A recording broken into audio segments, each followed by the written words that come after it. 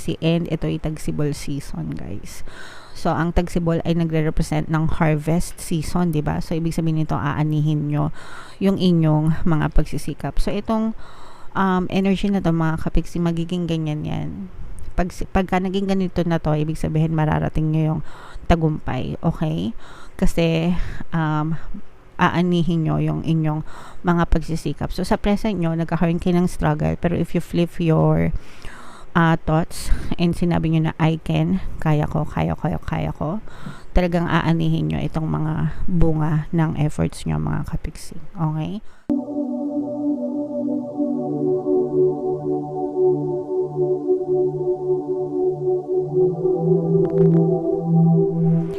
Hello guys, hello Libra, welcome back to Pinoy Pixie Tarot. Ang pamagat ng ating episode for tonight is anong ganap sa buhay mo. Ito ay isang timeless reading para sa Libra, Sun, Moon, Rising Sign, and Venus. General reading lang guys, pwede mag-resonate, pwedeng hindi. Combination ng positive and negative energy. So dito sa deck na to guys, tingnan natin kung ano yung mga paparating sa inyo. We have Envy. We also have Archangel Uriel in reverse and Attachment in reverse, mga kapiksi. For some of you guys, no, this can be maaaring merong mga taong naiinggit sa inyo, mga marites, ganyan, o kaya mga itchoserang froglet sa paligid. Hindi naman natin yun problema, mga kapiksi, no, kasi problema nila yun kung naiinggit sila. Especially kung marami kayong mga na-accomplish sa buhay nyo, ganyan. Pero you have to stay low-key para hindi kayo gawa ng masama. Sometimes kasi yung ibang tao sa sobrang inggit nila, nakakagawa sila ng masama sa kapwa nila, diba? So you have to protect yourself then para hindi kayo mainit sa mga mata ng ibang mga tao, mga kapiksi, para maprotektahan yung iyong sarili. And kung ikaw naman yung naiinggit, wag ka mainggit sa ibang tao, because kung ano man yung accomplishments and mga na-achieve nila sa buhay, deserve nila yon kasi nag-effort sila. The same way na deserve mo rin lahat ng mga blessings at pagpapala at achievements na meron ka dahil sa iyong kasipagan. Okay? So, wag kayo mainggit sa ibang tao. Instead, make them as inspiration, no? Parang maging inspiration nyo sila sa buhay nyo. And kayo din, be an inspiration to others, mga kapiksi. For some of you, maaring yung iba sa inyo guys, maaring nagkakaroon kayo ng konting financial problems or financial troubles, mga kapiksi. So, sa mga nakaka-resonate, sa mga may problema sa pera, no, just say these affirmations. Money, money come to me. Palagi ako may pera and palagi ako nagkakapera. So, kaya ako share yung mga affirmations na yun guys, because I live by those affirmations, okay? Sinasabi ko yan on a daily basis and sobrang laki na ng difference ng kalagayan ko sa finances compared before. That's why I know it works, kaya sinashare ko sa inyo para kayo din, no, maka-experience din kayo ng konting kaluwagan sa buhay, mga kapiksi. So, yun lang mga affirmations na yun. Money, money come to me. Palagi ako may pera and palagi ako nagkakapera. Kung gusto nyo makinig din kayo ng mga pampaswerte subliminals natin, dito sa YouTube, libre lang lahat. So, kinargahan ko na yun ng sandamakmak na money affirmations guys, para hindi na kayo maghirap sa pera. Alright? And for some of you guys, ito maganda ito kasi naka-move on na kayo. Okay? Nawawala na yung attachment nyo sa past, sa mga negative circumstances nyo. Nagkakaroon na ng acceptance. For some of you, maaaring nagkaroon na ng forgiveness. For some of you, maaaring nandun na kayo sa journey ng inyong healing, mga kapiksi. Or for some of you, parang completely healed na talaga kayo. Naghilom na inyong mga sugat and you're trying to forget and you're trying to move on with your life, mga kapiksi. So this is a very positive message kasi ibig sabihin nito, unti-unti na kayong makakita ng pagbabago, paggaan sa inyong pamumuhay, mga kapiksi. Okay? So if you're still having those emotional pain, mga kapiksi, dahil sa mga negative circumstances na pinagdaanan nyo, pwede nyo pakinggan yung ating Ho'oponopono plus self-love subliminal. Pinaka the best na combo yan guys para maka-move on sobrang ganda, sobrang dami na ng success stories niyan mga kapiksi. Marami na tayong natulungan dyan sa subliminals na yan. So, pakinggan nyo rin para gumaan din yung inyong kalooban. Alright? So, yan yung mga mensahe sa inyo guys. Tingnan natin, Libra, kung ano yung ganap sa buhay mo gamit itong deck na to. Hanapin ko yung energy ng Libra guys. Habang sinashuffle ko ito, panoorin nyo muna itong video natin regarding sa ating paano mag-manifest ng abundance video course. Kapiksi, sawa ka na ba sa mga struggles at hirap sa buhay mo? Masipag ka ba at masikap sa buhay ngunit hindi ka pa rin umaasenso? Ilang beses ka na bang nag-attempt magnegosyo at mag-invest pero palagi ka pa rin nalulugi? Sa pagkakataon na ito ay maaaring may subconscious beliefs ka na nagiging balakid sa iyong pag-unlad at pagyaman. Introducing, paano mag-manifest ng abundance video course. Dito ay matututunan mong ma-overcome ang mga balakid mo para tuluyan ka ng umunlad, umasenso, sumagana, maging matagumpay, successful at maswerte sa iyong kabuhayan, pera, trabaho, negosyo, salapi at kaperahan ng bonggang-bongga. Dali, mag-send na ng email sa pinoypixitaro@gmail.com at simulan na ang iyong pagyaman ngayon. Alright, so gusto mo bang yumaman, kapiksi? Kung gusto mong yumaman, umunlad at umasenso ng bonggang-bongga, mag-avail ka na ng course kasi sobrang ganda talaga niyan mga kapiksi. And meron tayong ongoing sale, no? Good news. Meron tayong mga ongoing sale until October 31 guys. So, mag-avail na kayo. 10% discount. Meron din tayo guys, email coaching. Manifest your desires using the law of attraction. If meron kayo mga specific na gusto nyong i-manifest, pwedeng love and relationship guys, pwedeng money or career. Pwede kayo magpabook ng email coaching session with me. Mag-send lang kayo ng email sa pinoypixitaro@gmail.com. So, eto guys, Aquarius kayo ay na-present ng King of Scrolls. Nakuha natin yung energy nyo in reverse mga kapiksi. So, for some of you, medyo merong gumagambala sa isip nyo. Distorted yung inyong thoughts. Distracted, ganyan. Ibig sabihin, may mga bagay na naguguluhan kayo. May mga bagay na gumagambala sa isip nyo mga kapiksi. Ito yung ating past, yung nasa baba. Itong sa gitna yung present. And then, itong sa taas naman yung inyong possible future. For some of you mga kapiksi, no? For some of you, maganda naman yung recent past nyo. For some of you, I'm sensing na medyo nagkaroon kayo ng konting conflict with a specific person sa buhay nyo. Pwedeng kasamahan nyo ito sa trabaho mga kapiksi. Earth sign, energy, Capricorn, Taurus, Virgo. Pwedeng kasamahan nyo sa trabaho or pwedeng boss nyo, ganyan. Pwedeng amo nyo.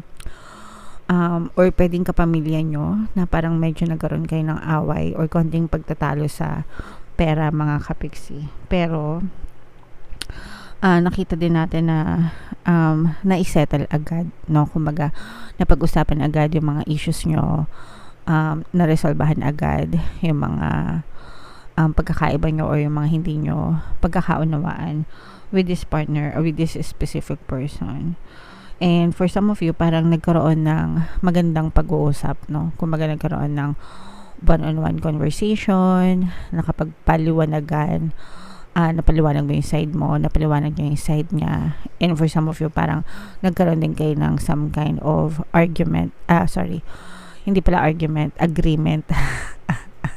Nagkaroon kayo ng some kind of agreement, no?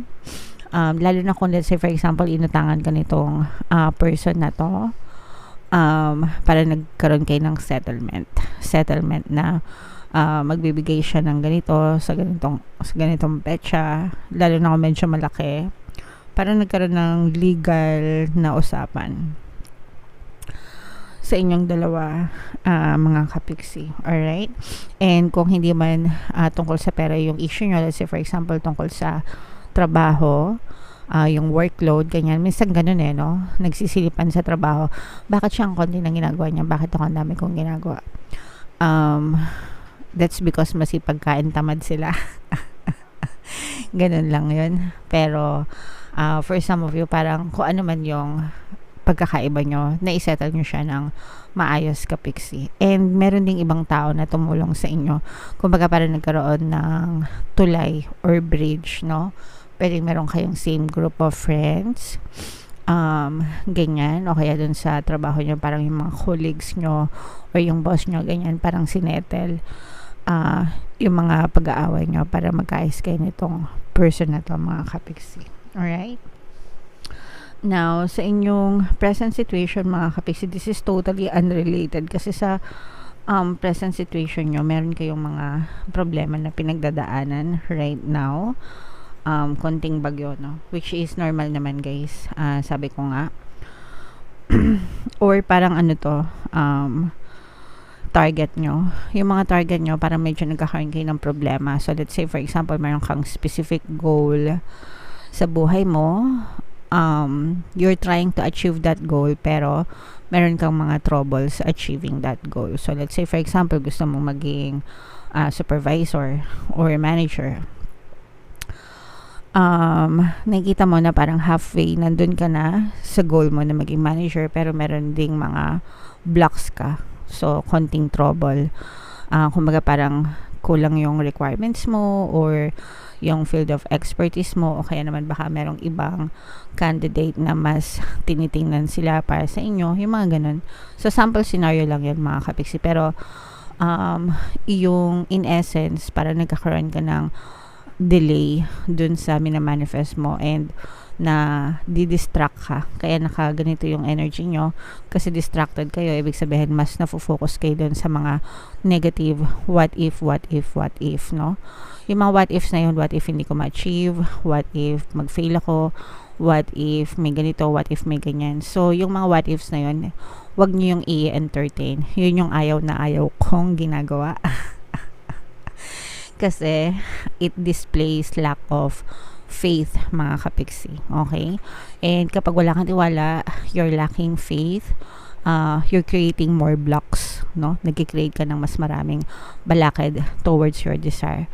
So imbes na i-focus mo yung attention mo doon sa mga what ifs mo, just tell yourself, I can. Okay? I can. Kaya ko to. Okay? Kung kaya ng iba, kaya ko din. No? Ganun yung pinakamagandang booster eh. Kung nagawa ng iba, magagawa ko rin. Kung kaya ng iba, kaya ko rin. So, i-comment yan sa baba, mga kapiksi. Kung kaya ng iba, kaya ko rin. I can. Okay? Para ma-flip away yung inyong mga negative thoughts and assumptions, yung mga doubts and fears nyo sa sarili nyo, and ma-boost yung confidence nyo kasi kailangan mo ng confidence booster para maging positibo ka, 'di ba? Sabi ko nga, pagdating sa success, mga kapiksi, prayers, action plus positive mindset. So yung positive mindset, nakakalimutan yon ng maraming tao. Puro sila prayers, puro sila action, pero walang positibong mindset. Kaya ang nangyayari is wala rin silang nakikitang resulta. So pinakasimple to boost your confidence is to tell yourself na I can. Okay? I can. Kung kaya ng iba, kaya ko rin. So sabihin nyo yun sa sarili nyo. And i-comment nyo na rin yun sa baba, mga kapiksi. I can. Kung kaya ng iba, kaya ko rin. Alright? And sa possible future nyo, mga kapiksi, ito yung mga conflicts na nakikita natin na talagang totally resolved na siya. Kasi nakita natin, di ba, dito sa recent past nyo, nagkakaroon kayo ng conflict with other people. So, sa possible future, yung mga conflicts nyo, kahit kanino pa yan, mga kapiksi, talagang totally mariresolve yung mga away nyo, yung mga issues nyo sa ibang tao. Kahit kanino pa yan. Sa partner mo, kung meron kang karelasyon, sa pamilya mo, sa mga kaibigan mo, sa mga colleagues mo, kapitbahay mo, kabarangay mo, ganyan. Kung meron kayong mga nakaaway, mariresolve yung mga issues nyo, mga kapiksi. And ito ay tagsibol season, guys. So ang tagsibol ay nagre-represent ng harvest season, di ba? So ibig sabihin nito, aanihin nyo yung inyong mga pagsisikap. So itong energy na to, mga kapiksi, magiging ganyan yan. Pagka naging ganito na to, ibig sabihin mararating nyo yung tagumpay. Okay? Kasi aanihin nyo yung inyong mga pagsisikap. So, sa present nyo, nagkakaroon kayo ng struggle. Pero if you flip your thoughts and sinabi nyo na I can, kaya ko, talagang aanihin nyo itong mga bunga ng efforts nyo, mga kapiksi. Okay? So, again, guys, importante magdasal, importante kumilos, pero importante rin yung positive mental diet. positive mindset, mga kapiksi. Most of the time, kinakalimutan to ng mga tao. Kinakain sila ng pagiging nega nila, overthinking, mga kapiksi. So, dapat tatlo yan. Palagi, perfect combo. Kapag kaya yung ginawa nyo, success ang nag-aantay sa inyo. Alright?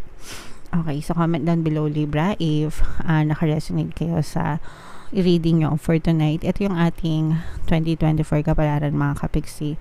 Kung hindi nyo pa napapanood, panoorin nyo na. Super nice, super ganda. And ito naman yung ating success stories ng paano mag-manifest ng abundance video course. Thank you for liking, sharing, and subscribing, guys, and see you again next time. I love you all. Have a nice day. Bye-bye.